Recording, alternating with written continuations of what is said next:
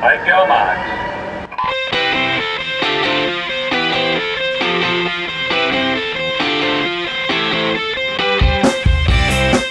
You're listening to the Pool Boy Podcast.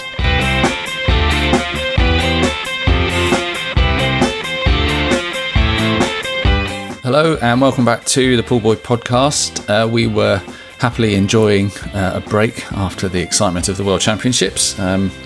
But some big news dropped in swimming, so we thought we would jump on and deal with it. Steve here, Bob and Katie are on board with me, and we thought we'd come together just to run the rule over the big news that dropped yesterday, that Ben Proud has retired from swimming to jump to the enhanced games. Katie, your immediate feelings about that? I have had some time to reflect now, but immediate feelings were this is probably the last person that I would expect to hear that news from, in terms of the way that he sort of comes across, not in terms of the events that he does. And I have to say my initial view, which hasn't changed massively, was pretty disappointed. The enhanced games is not something that I understand or like, and I'm surprised to see a swimmer of Ben's calibre doing a move like this, which I do think overshadows a pretty unblemished career. So yeah, that's my immediate thought. Bob, yourself? I think there are more questions than answers from Ben's interview he gave to the BBC. A lot of it doesn't make sense. You'll recall that I asked him back in April about the prospects of 2028 Los Angeles and him doing the 50 fly, and he was very excited at the prospect of having a go at the 50 free and the 50 fly. So what has changed between April and September? Is it filthy lucre? Obviously, a lot of speculation amongst the swimming fraternity about obviously the lack of money in the sport, which ISL was supposed to plug the gap to a certain extent. But I echo exactly what Katie just said, is that all the people, because when you broke it to me, so there's going to be a big name, he was the last person I would have thought of, quite frankly. And, you know, Katie knows him. I've interviewed him for, a decade or so. One of the quieter people. Has come out of his shell a bit more in recent years, but I'm absolutely astonished. I think devastated would be the word. And I've looked at the coaches around the country who've been talking about it, and they feel similarly to me on that. I think that's an interesting point, though. I think that's a really interesting point that you raised there, Bob, about knowing Ben. I think he is one of the most reserved swimmers that we have. You know, despite his high profile, he very much keeps to himself. I certainly wouldn't say that I know him. What I thought I know of him, this definitely surprises me. But I can't say that I know him at all, and if I know. No, you're right. I'll qualify that. I know people within the British swimming fraternity much better than I know him. But I would say that he has come out of his shell a much more the last couple of years. There was a time where he wouldn't say boo to a goose. He was quite a difficult interviewee originally because he wouldn't say anything. You know, you'd use all the normal tricks and techniques to try and get anything out of him, and he would say very little. But in recent years, certainly the last couple of years when I've talked to him, he's very verbose. And, it's almost like he's emerged like a chrysalis. It really threw me totally. I mean, I was going through the potential names, and his name didn't even crop up in my mind. Well, you mentioned disappointment as an overarching reaction, and I think from my socials, that after the shock, I think that's what most people have been expressing to me. You also touched on the financial aspect. I think he gave an interview in the Times today where he acknowledged that much more openly than the sort of wishy-washy statement on his Insta yesterday about wanting to see potential of the human body and all that kind of thing, which I didn't really buy. But it didn't make any sense. No, that was more the point. That's what I'm saying. I was trying to unpick the whatever it was, 2 minutes and 40 or whatever it was on the BBC website. And I went through it again this morning, and I thought it's just word salad. There's actually nothing of any real import in that statement, if it is a statement that he made to the BBC. But I think the money is the big thing, isn't it? That exactly. He's done this sport. He's been on the national team since 2013. He's won everything except an Olympic gold medal. He seemed to have made his peace with not having one of those when we spoke to him before Paris. But he had another chance to do it, and that's what he was talking about in April. Yeah. So somebody has turned his head, changed his mind, offered him a massive incentive, and I don't get. the question I'd love to put to him would be, right, okay, you're going to do, I imagine, the 50 free or 50 fly in these games up against people who might well be drugged up to the eyeballs. You're saying you're not going to be. You're not competing on a level playing field, are you? I'm not sure he is saying that. I mean, so I think something that we should pull out a little bit. Just because you are... So my initial thought, knowing what I thought I knew of Ben, was maybe he's doing it clean to make a point, because they are trying to encourage clean athletes to come across. Now, having read more about it and read his statements, I don't think that's what he's doing. There is a possibility that he could just wear a super suit. And let's be honest, he's 2/10 off the world record as things stand. The super suit could, on its own, could be the thing that gets him across that line. I think if you're not going to take drugs, you say quite clearly, I am not going to take drugs. And I think that would probably go quite a long way to manage some of the backlash that he's having. But he now. might break the world record and it won't be verified. So what's the point? Well, no, it's not. I think this is the thing. This is the thing to say. He's not. The only thing that I can say in Ben's defence on this, he is not competing against clean athletes. He is essentially moving to a different sport. He is he's retiring from what he's doing now, and he's going to do something different. It's not something I like. It's not something I approve of, but it's not something that is illegal in terms of sport. He's not competing against clean athletes. So he is doing something totally different that he has every right to do once he has retired. I think the backlash is about the message that sends. And I think I can only think that this is solely motivated by money. And that is a decision that is personal to him to make. Where's he going to train? Where's he going to train? I assume he's going to train with Brett Hawke, but who knows? He'll train with whoever will have him. Clearly that won't be at Chelsea and Westminster. That's been made very clear by his former coach, who's released quite a strong statement on social media. Yeah, but you know, there will be places that will let him train, and essentially he's the only one who's come out and said, I'm going to compete in the enhanced games, who is a current professional swimmer. It's a step across a line, and that puts him at a huge advantage. And from that perspective, you know, he's got a leg up on everyone. And if there is $1 million on the line, and that is a way that he sees that's a way that he sees him building his future, that's a chance that he's taking. I don't like it, but I can understand that this would have been something that he would have thought about for a long time. I agree it's weird though. Picking up the 50 fly this year and then making this move feels very strange, but I can only assume that the financial incentives are so huge that he has felt he can't turn that down. And I've never been good enough to be close enough to that line to have that choice, to know what I would honestly do if I'm thinking about, what am I going to do after swimming? I'm nearly 31. Like, what does my career look like? I don't know if he has qualifications. I don't know what his job prospects are. Maybe that's a choice that he thinks is the right choice for him and his future family. But you knew when you came into swimming, as indeed most swimmers do now, or I would say all swimmers know now, that it's not Premier League football. It's not even athletics, which has massive pots for Grand Prix events. And obviously now Sebco's putting a lot of money in for the Olympics, etc., etc. Swimming does not have that kind of money. ISL promised perhaps it would have, and it didn't quite happen. So you know that as a swimmer, 15, 16, 17-year-old right now, your ambition is to compete for GB, England, whatever it might be, maybe make an Olympics, maybe make a Commonwealth Games. You know there's not a pot of gold at the end of the rainbow. It's not the sport to get into if you want to make a lot of money.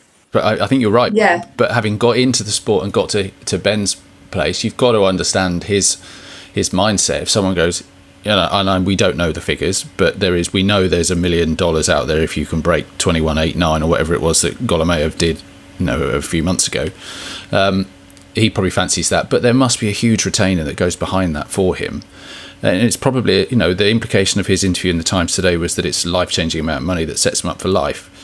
Why wouldn't you take that in that context? And I think that says as much about the sport as it does about Ben. And I don't like it. Like Casey, I don't like it. I can see why he would do it now, because maybe that opportunity won't be there in 2028 if he decided to go for another Olympics first. And so I get it. I totally get it. I hate it, but I totally get why you would make that decision. Are we saying everybody has their price then? Yeah, basically, I think so. I think they probably do. If you get that good at something that you've been that good at without the money, and then someone says, oh, if you can just be like a tiny bit better by any means possible, we'll give you $1 million. Like, that's got to be a tough decision, a tough thing to say no to. And I think a lot of people would have been able to say no to it, but I think even the most moral amongst us would think about it. Yeah, I know what decision I hope I'd make, but I've never been in that position.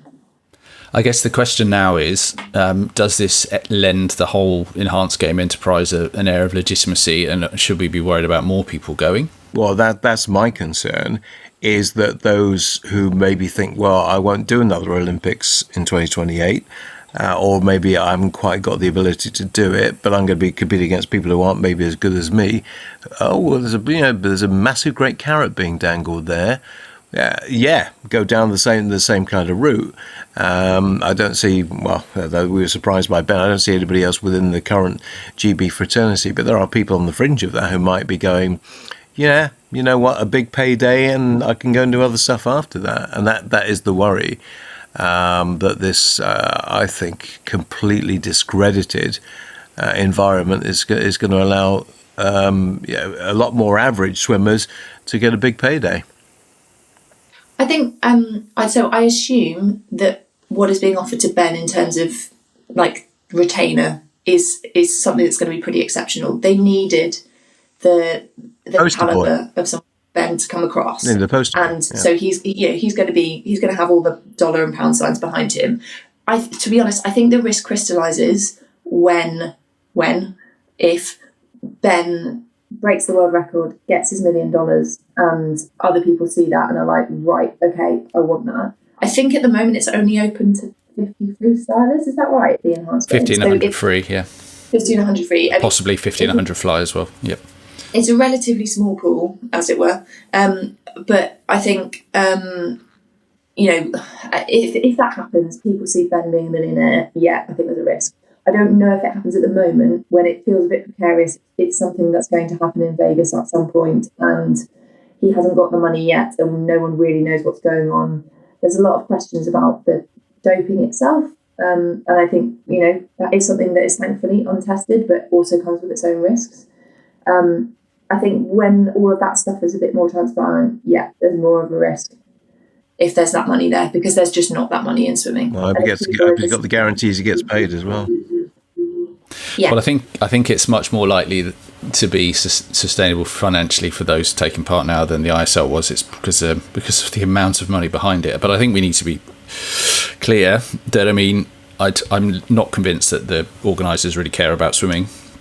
I mean, this is all a marketing exercise for selling anti-aging treatments. In the US, I think they're fairly upfront about that. But I question how sustainable it can be, because there's a novelty value now. Oh, if Ben races in an X Glide, can he go 0.2 faster? Can he go 20.5? Sorry, 20.5. But once he's done that, and you end up with a whole load of people go, oh, well, let's do that as well. Why is watching 8 guys all swim 20 point something, because they're all wearing suits and and taking steroids or testosterone or human growth hormone or whatever it might be, any more exciting than watching a normal race? Well, it's not, but I've got a couple of supplementaries to that. Is that, can World Aquatics not stop this, for a start?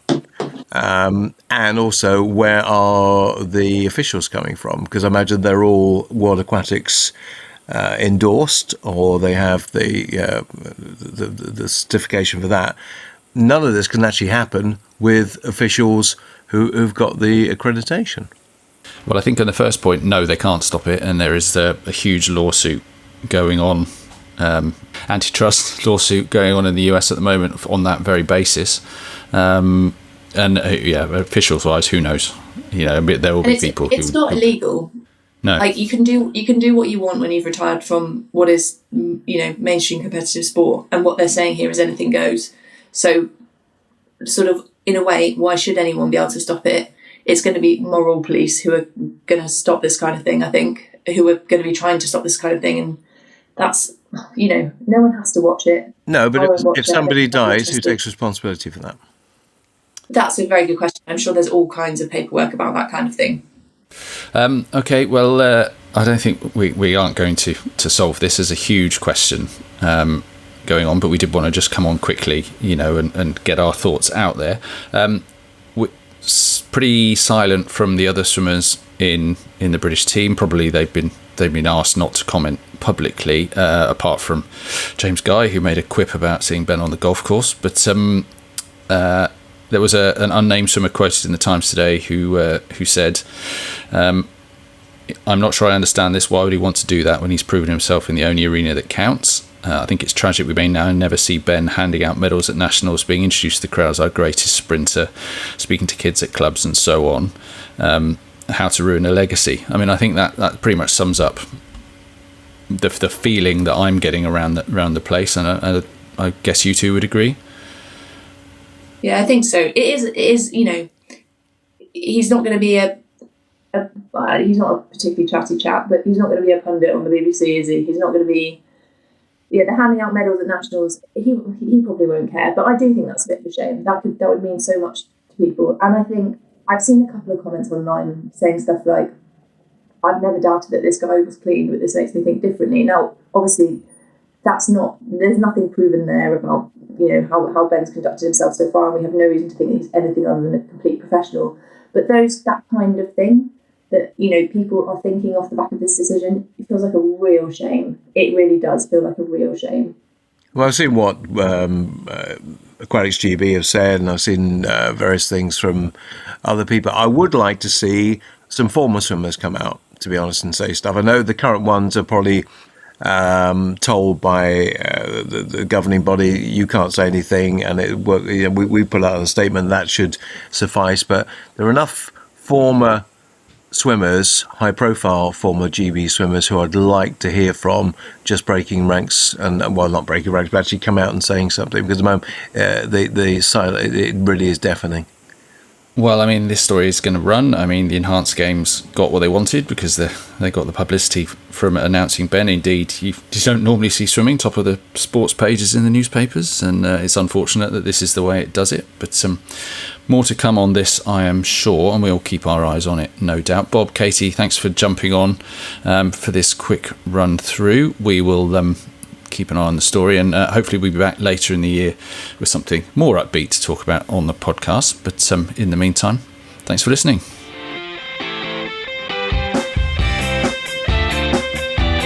You've been listening to the Pool Boy Podcast. For more episodes, visit www.poolboy.co.uk/podcast.